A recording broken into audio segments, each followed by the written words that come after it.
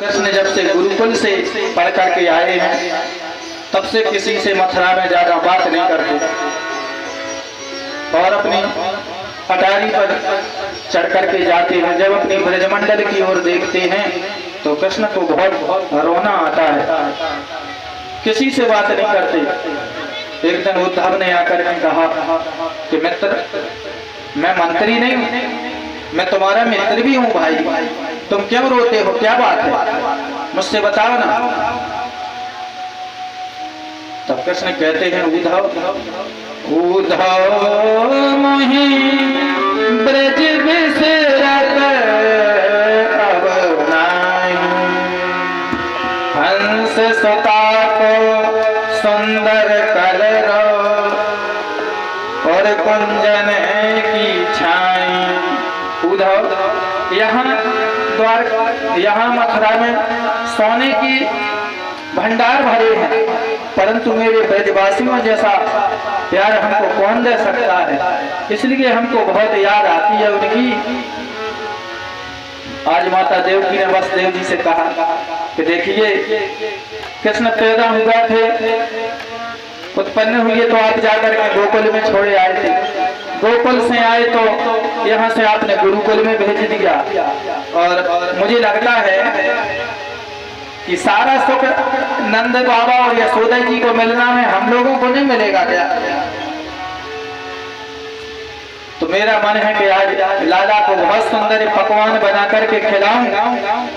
वसुदेव जी बोले बनाओ ना, कौन मना करता है। तो माता देवकी ने बहुत सुंदर पदार्थ बनाए और उन पदार्थों को लेकर के चली तो याद आई कि लाला को माखन ज्यादा प्रिय है, तो माखन को ला करके रखा और जब कृष्ण के सामने लाकर थाली महाराज परसी तो उस थाली में कृष्ण ने जब माखन को देखा तो माता यशोदा का स्मरण हो गया और फिर भगवान ने भोजन नहीं किए और रोने लगी।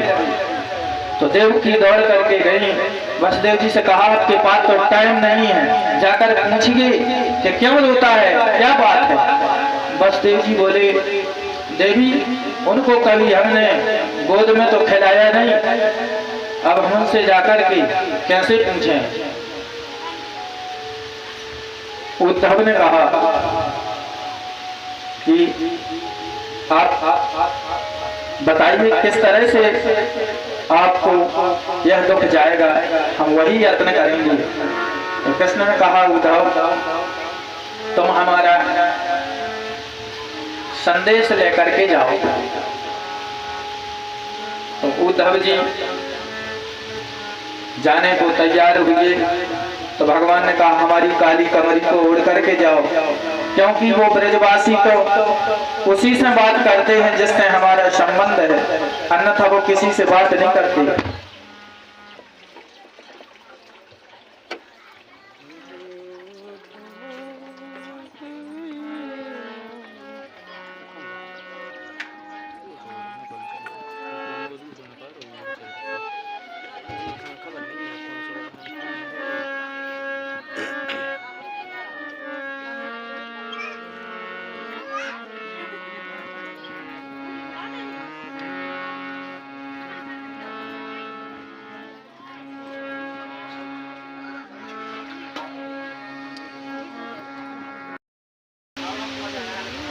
महाराज उद्धव जी बोले कि देखो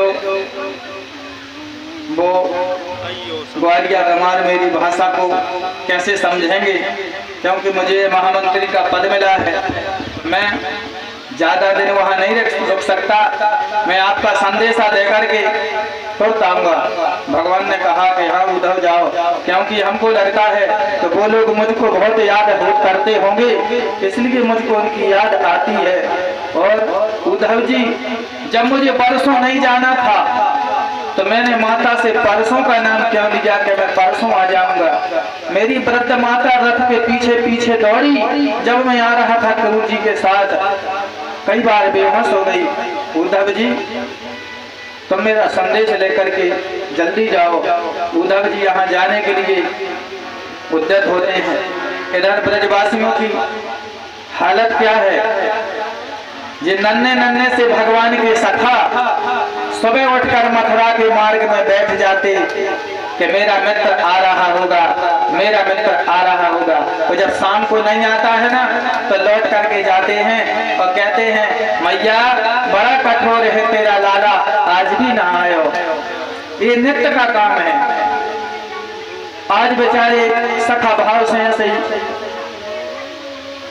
आकर के मार्ग में बैठे और जब सामने से रथ आते दिखाई दिया तभी सब सखा दौड़ पड़े। उन्होंने कहा कि देखो हमको लग रहा है कि कृष्ण आ गया, आकर के दौड़ करके हमारे गले लगेगो और फिर जाने को नहीं कहेगो, तभी मैं उसको माफ करूंगा, क्षमा करूंगा, न तो उससे बात करना ही नहीं है। और एक सखा तो झाड़ी में छुप करके महाराज बैठ गया और जब रथ पास में आया तो वह सखा भी झाड़ी से निकलकर भागा जो बैठा था।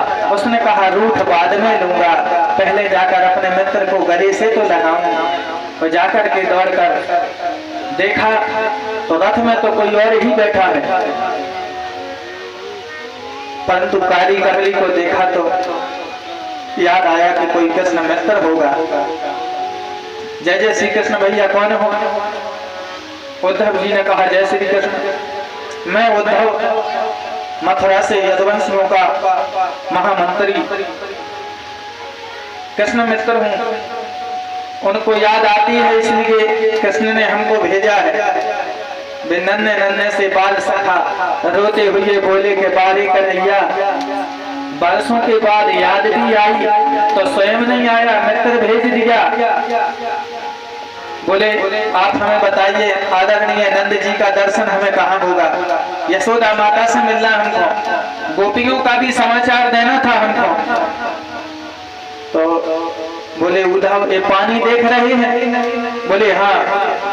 बोले बस इस पानी के किनारे किनारे चले जाइए, जहाँ इस पानी का अंत है वही नजरानी का महल है। और उद्धव कोई नदी नाली का पानी नहीं है। तो बोले नंद बाबा, माता यशोदा, लाखों गोपियां, गाय, ब्रजवासी, सबकी आंखों से जो पनारा बहता है वही पनारा तो बह रहा है। उद्धव जी ने कहा बाप रे, ऐसा बेचित्र दृश्य तो मैंने अपने जीवन में कभी नहीं देखा। और जब उद्धव ने नीचे उतर कर ब्रज की भूमि में महाराज चरण रखा तो ऐसा करंट लगा उद्धव को, मानो में के करकर से कृष्ण नाम की ध्वनि निकल रही है। और उसी पानी के किनारे किनारे जब महाराज उद्धव वहां पहुंचते हैं तो उद्धव जी ने देखा कि माता यशोदा बैठी है, एक थाली खाना की बगल में रखी है, किसी से बात नहीं करती है। वो ग्वाल बाल बोले कि जाओ भैया तुम्हारी बात सुन ले। बस आए माता की कृष्ण की याद में आंखों की ज्योति भी कमजोर हो गई है। उद्धव जी ने आवाज लगाई, माता जी प्रणाम करता हूँ, मैं उद्धव मथुरा से आया हूँ, कृष्ण का मित्र हूँ। यशोदा जी बोली धीरे बोलो। क्यों? बोले लाला को बड़े यत्न से मैंने सुलाया है पलना में, और न नींद खुल जाएगी तो बहुत परेशान करेगो, चंदा मांगेगो, बहू मांगेगो, बहुत परेशान करता है। अब तो महाराज उद्धव जी कहते हैं कि मैं तो मैया उनको वहां मथुरा में छोड़ के आया हूं। बोले नहीं ना उद्धव, हमारा लाला हमको कहीं छोड़ करके जाता ही नहीं है। तो बोले आप हमें पल्ला में दर्शन करा सकती हैं? बोले हाँ। बोले चलो। और जब उद्धव जी अंदर गए तो पालना सूना डरा था। माता यशोदा के कक्ष में जाते ही मानो कृष्ण कृष्ण नाम की ध्वनि निकल रही है। उद्धव से बोली कि देखो उद्धव, ये वही आंगन है जहां मैंने उनको उंगली पकड़ करके चलना सिखाया था। और एक दिन तो उद्धव एक कौवा रोटी ले गए लाला के हाथ से, तो कृष्ण मचल गए, बोलो कि मैं तो वही रोटी को लूंगा। अनंत महाराज कृष्ण की लीलाएं श्रवण कराई। रात कैसे व्यतीत हो गई, नंद बाबा ने अकाट प्रमाण दिए कृष्ण के। दूर भरे अंग सोबत श्याम ऐसी बनी सिर चूनर चोटी, खेलत खात फिरे अंगना में पग पैजनी बाजत तीन कचोरी, पाछ बिखो रस खान आरत वारत काम कला निज कोटी, कागे के भाग खो का कहिए हरि हाथ सो ले गयो माखन रोटी। हे उद्धव, मैंने उनको इतने यत्न से पाला है कि मैं बता नहीं सकती, और परसों की कहकर के लाला गया है, आज बरसों हो गए और कभी हमारी याद भी नहीं आई। उद्धव जी चरणों में लेट गए, बोले माता हमारे जैसे लाखों ज्ञानी तुम्हारे धूल के कण पर मार दिए जाए तो भी हम आपकी बराबरी नहीं कर सकते। और बोले हमको गोपियों का तो दर्शन माता जी करना है, राधा रानी का दर्शन कहाँ होगा। तो बोले आप निकुंज बन जाइए। तो निकुंज बन के लिए महाराज उद्धव जी चले। निकुंज वन में देखा कि हजारों गोपियां बैठी हैं घेर करके, बीच में किशोरी राधा रानी बैठी हैं और सब गोपियां अपने अपने मन की बात बता रही हैं। एक गोपी ने कहा कि क्यों किशोरी जी, क्या स्वप्न में कभी गोविंद आपको दिखाई नहीं देते? तो उस गोपी ने, राधा जी ने क्या कहा कि स्वप्ने पश्यन्ति आकांतम धन्यस्तव सखियोसता, अस्माकं तु गते कान्ते गता निद्रयापि वैरिणीम्। स्वप्ने पश्यन्ति या कांतम, स्वप्न में कांतम माने पति, पश्यति माने देखते हैं। स्वप्ने पश्यन्ति या कांतम, स्वप्न में गोविंद जिसको दिखाई देते हैं। धन्य स्तव सखियोसता, वो सखी तो बहुत भाग्यवान है। तो अस्माकं तु गते कान्ते, हमारे गोविंद हमको जब से छोड़ कर गए हैं। अस्माकं तु गते कान्ते गता निद्रयापि वैरिणी, तब से जब वैरिणी निद्रा भी चली गई, जब नींद आवे तब तो स्वप्न आएगा। तब मैं तुमको सुनाऊं। और उद्धव जी तो घबरा गए, तो बाप रे, जब से कृष्ण गए हैं तब से राधा रानी सोई ही नहीं है। और एक घोड़ा बैठा था, उसको देख करके गोपियां कहने लगी कि इसको देखो, ये भी कृष्ण की तरह काला है, कपटी है। उद्धव जी पर पहुंचे उनके सामने, उद्धव ने अपना ज्ञान प्रस्तुत किया। तो गोपियों ने कहा कि उद्धव, आपके ज्ञान से हमें कुछ फर्क पड़ने वाला नहीं, क्योंकि कृष्ण के अलावा इस दिल में स्थान और किसी को, ना योग को आपके, ना साधना को, ना किसी को नहीं मिलने वाला है। हम तो जीवन पर्यंत यहाँ से मथुरा दूर नहीं है, 7 किलोमीटर है, हम चाहें तो 4 बार आ जा सकती हैं, परंतु हमारे जाने से उनकी अगर कोई लीला में व्यवधान आता है तो हम जीवन पर्यंत नहीं मिलेंगी, परंतु कृष्ण के अलावा अपने दिल में और किसी को स्थान नहीं देंगी। ऐसा गोपियों ने कहा। पहले तो उद्धव कह रहे थे, क्वामा स्त्रियों बनचरी व्यभिचार दुष्टा, अरे कहाँ ये जंगल में रहने वाली जी क्या भगवान के बारे में जानेंगे। परंतु आज जब उद्धव ने गोपियों का यह प्रेम सुना तो ज्ञान की डमडमी बज गई उद्धव के। और उद्धव कहते हैं कि मैं तो है गोपियों तुम्हारे चरणों में प्रणाम करने की योग्य भी नहीं हूं। तो उद्धव ने तो महाराज उनकी चरणों की गोपियों के धूल को माथे से लगाया। वंदे नंद ब्रज स्त्री राम, नंद के ब्रज में रहने वाली स्त्रियों के चरणों की रज को मैं प्रणाम करता हूँ। पुनाति भुवनत्रयम् यासाम हरि कथोद गीतम पुनाति भुवनत्रयम्, जिनकी मुंह से कही जाने वाली कृष्ण कथा इस त्रिलोकी को पावन करती है, पुनाति भुवनत्रयम्। तो मैं उनके चरणों की धूल को प्रणाम करता हूं। और गोपियों ने कहा, कहो जा कृष्ण से उद्धव, भला कब तक न आओगे। कहो जा कृष्ण से उद्धव, भला कब तक न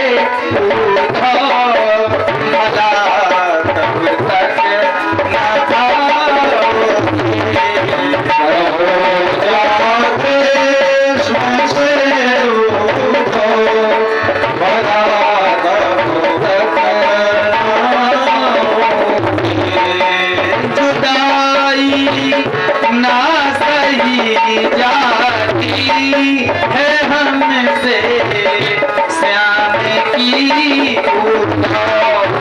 जुदाई ना सही जाती है हमसे श्याम की जुदाई ना सही जाती है हमसे श्याम की जुदाई ना सही जाती है हमसे श्याम की